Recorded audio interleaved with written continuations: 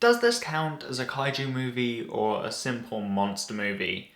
Did I just add this film to the list because I already owned it and because it was directed by Bong Joon-ho? Who's to say? All I know is that it's a banger and it's as simple as that.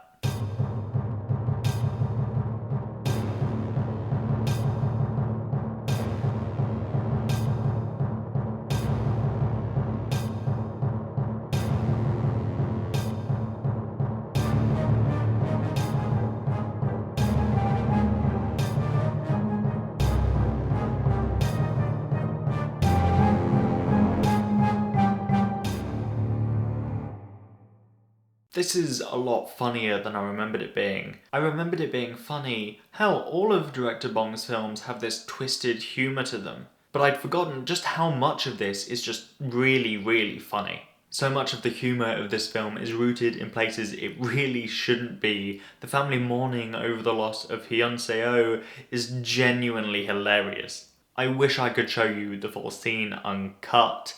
And it's not just the fact that they're rolling around half fighting, it's also stuff like this lady who has parked her car wrong. It's just all of it. It's all so good.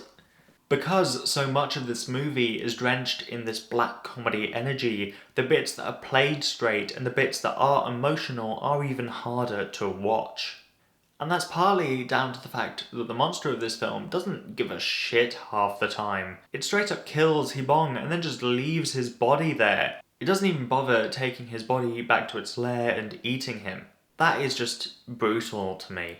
I love that this movie just lambasts Americans. They pull so much shit in this movie, and it's refreshing to see them, get told that they're shit. Especially after the 1998 Godzilla, it's nice to see the blame placed on them for a bit. They're responsible for the chemicals going in the river that create the monster in the first place. Then they fake the virus to hide the creature's origins, and then lobotomize Gangdu to hide that fact.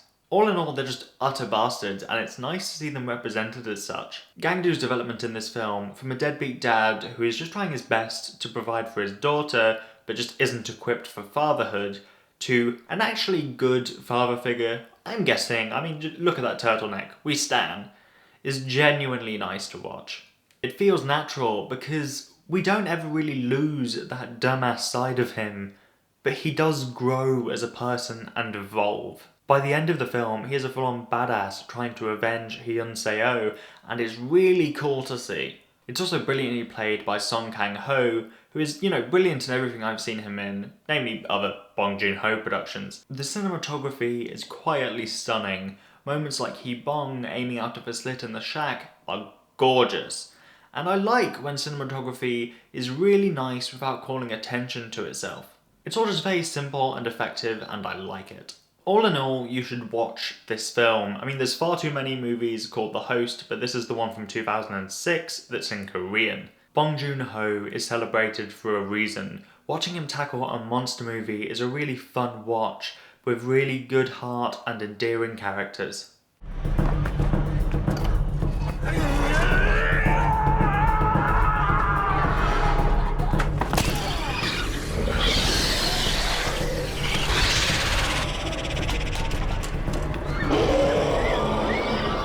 I'm changing things up now with a completely different style of filmmaking with Cloverfield. A smart man would, change up the filming style of this video, but I don't have time for that, so it's just going to stay as is.